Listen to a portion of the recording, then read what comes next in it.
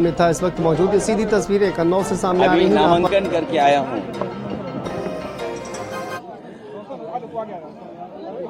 मुझे याद आ रहा है, मैं अभी नामांकन करके आ रहा हूँ। मैं अपने प्रेस के साथियों का और हमारे साथ पार्टी का कन्नौज के जिम्मेदार सभी नेता कार्यकर्ता और बड़ी संख्या में यहाँ के लोगों की भावना ये थी कि समाजवादी पार्टी की तरफ से मुझे चुनाव लड़ाया जाए। मैं जनता का आभार प्रकट करता हूँ, यहाँ के अपने कार्यकर्ता साथी जिन्होंने मुझे इस बात के लिए कहा कि आपको कन्नौज में दोबारा एक बार फिर लड़ना चाहिए। मुझे उम्मीद है यहाँ की जनता का मुझे आशीर्वाद मिलेगा। जब मैं राजनीति की शुरुआत में यहाँ आया था, उस समय जनेश्वर मिश्र जी, अमर सिंह अंकल, नेताजी आदरणीय आजम खां साहब और बड़ी संख्या में उस समय के नेतृत्व समय समय पर यहाँ आया था और मुझे नेताजी ने यहाँ पहली बार चुनाव लड़ने का फैसला लिया था। और वो दिन है आज फिर मैं जनता के बीच में जा रहा हूँ। कन्नौज की जनता ने उस समय भी आशीर्वाद दिया था। मुझे उम्मीद है कि इस बार भी कन्नौज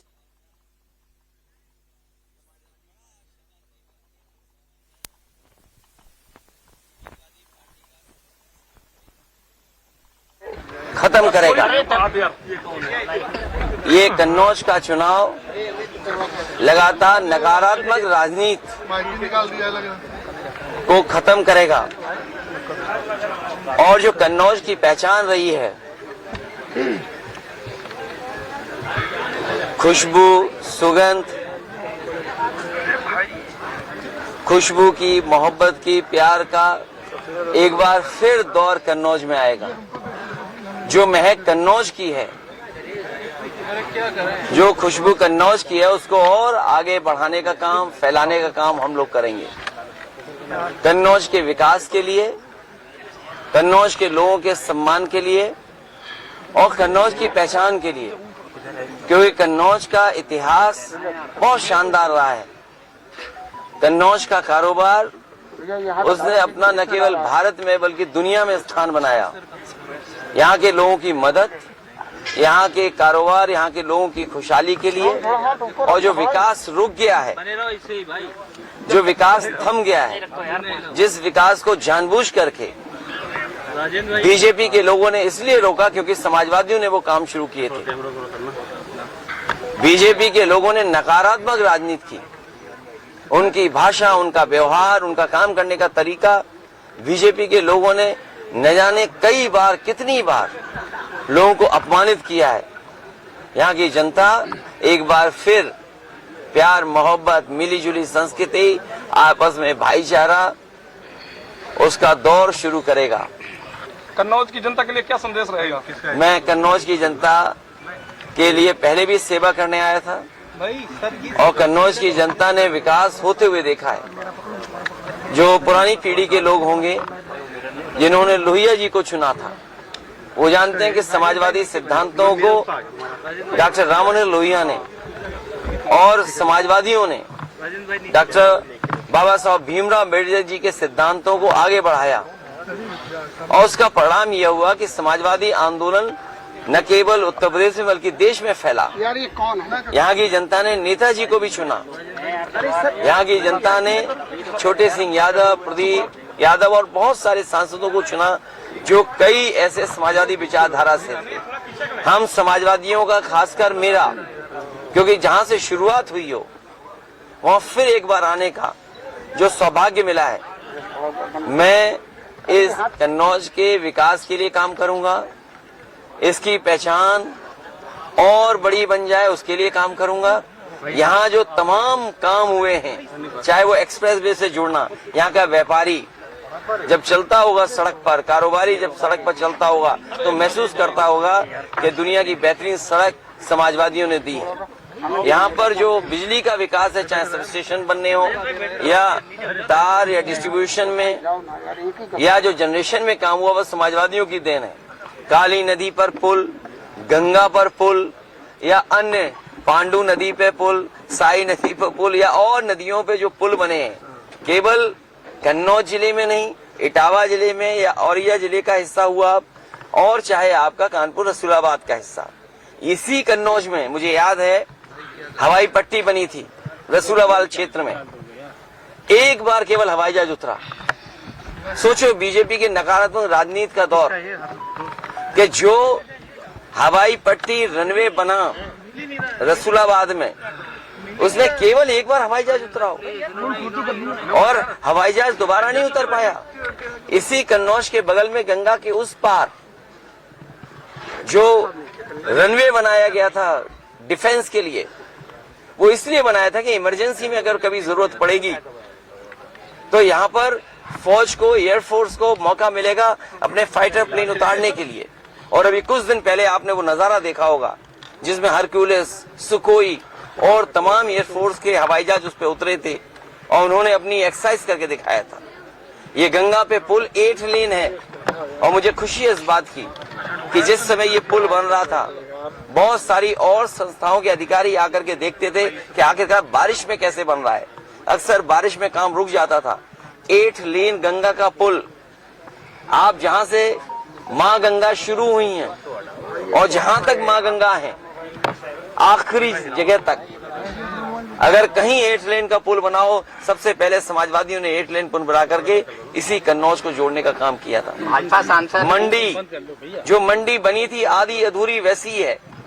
किसानों के लिए किसान बाजार, घड़ी भी कभी कभी बंद हो जाती है जो समाजवादियों ने लगाया था। इंजीनियरिंग कॉलेज, परफ्यूमरी का पहली बार कोर्स होना, क्योंकि परफ्यूम और आज के जमाने के हिसाब से चीजें समझें, मार्केटिंग क्या है, दुनिया में जो परफ्यूम है उसका मार्केट कैसा है, उन मार्केट में सबसे बेहतरीन परफ्यूम कौन काम कर रहा है। तो अगर FFDC बनी तो हमने इंजीनियरिंग कॉलेज भी बनाया और परफ्यूम पार्क भी बनाया, उस काम को भी रोक लिया। यहाँ पर दूध को लेकर के, और मैंने कहा था कि गाय के दूध को लिए काऊ मिल्क प्लांट, बताओ काऊ मिल्क प्लांट बंद कर दिया। कलाम साहब जो राष्ट्रपति रहे देश के, उन्होंने और मैंने खुद उस गांव में सोलर प्लांट शुरू किया था। ये सूरज से रोशनी देने की बात कर रहे हैं, लेकिन कलाम साहब जो देश के राष्ट्रपति रहे वो बंद कर दिया। एक एक्सीलेंस सेंटर है एग्रीकल्चर का, उस सेंटर को कोई सपोर्ट नहीं दे रहे। स्टेडियम जो बना था आधा अधूरा पड़ा है। कन्नौज में स्टेडियम बनना था, आधा अधूरा पड़ा है। तो मैं कितनी बातें बताऊं, कितने विकास के काम जो कन्नौज को सीधे सीधे पहुंचे थे। मेडिकल कॉलेज, क्या गरीबों का इससे इलाज नहीं होता? पैरामेडिकल, नर्सिंग कॉलेज, सोचिए आज भी अगर आप जाएं तो कार्डियोलॉजी में आप जाकर के अपना हार्ट नहीं दिखा सकते। अगर आप जाएं मेडिकल कॉलेज में और अगर किसी को कैंसर है, प्राइमरी, सेकेंडरी, टर्शरी, और अगर उसको फर्दर इलाज की जरूरत पड़े तो वो जो कैंसर इंस्टीट्यूट बनाई थी या उसका एक डिपार्टमेंट बनाया था, वो डिपार्टमेंट बंद पड़ा हुआ है। कैसी सरकार है सोचो। इसलिए बीजेपी की जो नकारात्मक राजनीति है वो खत्म होगी और भाईचारे की, प्रेम की और हमारे समाजवादियों की सादगी का एक दौर शुरू होगा जो कन्नौज में विकास और खुशहाली लाने का काम करेगा।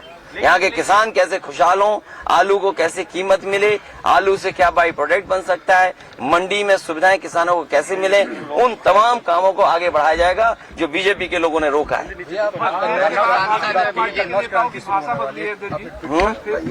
जनता पार्टी के नेताओं की जो भाषा बदली है, ये रुझान आ रहे हैं, ये जो रुझान आए हैं, ये रुझान है, ये रुझान आ गए हैं। जो भाषा बदली है, जो भाषा बदली है, जो बीजेपी के नेताओं का देखा कैसी भाषा हो गई है। इसीलिए मैं कह रहा हूं, हमारा साथी कह रहा है कि कश्मीर, वो कन्नौज की क्रांति, वो हमारी खुशबू की जो क्रांति है, खुशबू की क्रांति कन्नौज की क्रांति है। खुशबू फैले, सुगंध फैले, एक दूसरे से मोहब्बत बढ़े, प्यार बढ़े, एक दूसरे का कारोबार बढ़े, ये कन्नौज क्रांति है। भाजपा सांसद सुब्रत पाठक का बयान आया है, भारत और पाकिस्तान का मैच होगा। आप चुनाव में आए तब देखो पत्रकार भाइयों, न वो बॉल फेंक पाएंगे न बैट घुमा पाएंगे। अगर पहली बॉल पे छक्का ना मारो तो हम समाजवादी लोग नहीं हैं, और 6 की 6 बॉलों पे छक्का मारेंगे। आप तो आ गए हैं कन्नौज में, आपके दोस्त भी अमेठी से आने वाले हैं। अरे सब आएंगे अब तो महफिल यूपी में ही सही नहीं। और इसलिए भी कि देखो ना बीजेपी वालों की भाषा क्या है। ये भाषा इसलिए है क्योंकि इन्होंने अपने कारोबारियों की मदद की। जब से इलेक्टोरल बॉन्ड की बात आई है, बीजेपी का बैंड बज गया। इलेक्टोरल बॉन्ड आने के बाद क्या इनका बैंड नहीं बज गया? इन्होंने अपने कारोबारियों की मदद की और उसी की वजह से ज्यादा मुनाफा कमाने दे रहे हैं। जो लोग ज्यादा मुनाफा कमाएंगे, जो कारोबारियों से चंदा वसूलेंगे, वो चंदा नहीं है, वो वसूली है। क्या उससे महंगाई नहीं बढ़ेगी? जो लोगों से इन्होंने चंदा वसूला के नाम पर वसूली की है, क्या उससे महंगाई नहीं है? और बेरोजगारी का जवाब क्या है? ये जो हिंदुस्तान पाकिस्तान की बातें कर रहे हैं, बताओ बेरोजगारों को नौकरी क्यों नहीं दी? पेपर लीक हो रहा, ये पेपर लीक कर रहे हैं। और फिर मैं अपने पत्रकार साथियों से कहूंगा, सुनने में आया है हमारे सीमा का लद्दाख, लेह लद्दाख के इलाके का एक सांसद भारतीय जनता पार्टी का, वो भारतीय जनता पार्टी छोड़ के जा रहा है। सोचिए आप, वो आंदोलन कितने दिनों से चल रहा है। एक व्यक्ति और पूरे वहां के लोग 21 दिन वहां पर आंदोलन किए, भूखे प्यासे बैठे रहे, 21 दिन की भूख हड़ताल की। और रिजांगला जो हमारी पहचान थी हमारे फौजियों की, वो बताओ रिजांगला छीन ली। क्या देश को कमजोर बना रहे हैं? इनके धोखे में ना आए।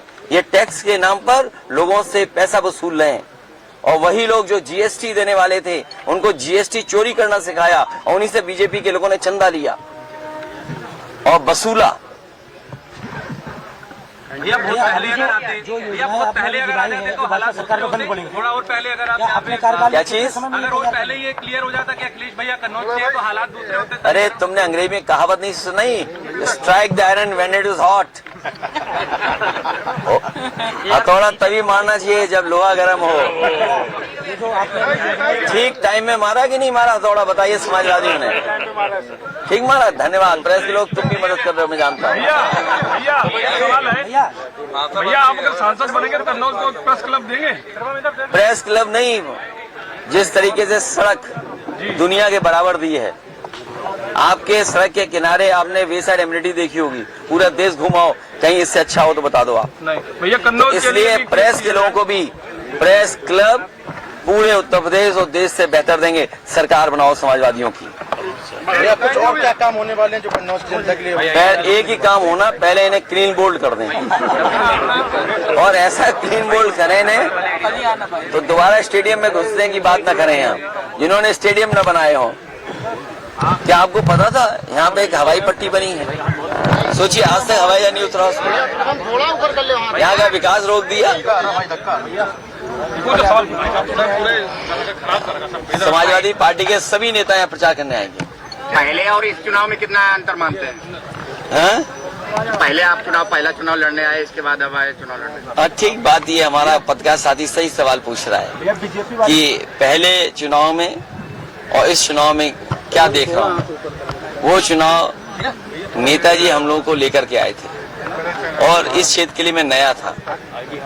यहाँ की जनता ने अपने वोट के माध्यम से न जाने कितना प्यार और सम्मान बढ़ाया समाजवादियों का उस समय, उन परिस्थितियों में, जिसकी वजह से आज भी लगाव कन्नौज की से है।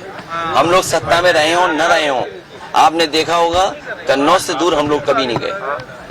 कन्नौज के लोगों से और कन्नौज क्षेत्र से हमेशा जुड़े रहे, और कन्नौज से अगर लगाव न होता तो क्या दुनिया की सबसे बेहतरीन सड़क यहीं बनाते हैं? कन्नौज में कई रूठे लोगों को मना लिया गया है आपके साथ। तो अखिलेश यादव को आप सुन रहे थे। नामांकन करने के बाद पत्रकारों के तमाम सवालों का जवाब देते हुए अखिलेश यादव। आगे बढ़ते अगली खबर, अखिलेश यादव पर दोनों डिप्टी सीएम का बयान भी सामने आया है। देखिए।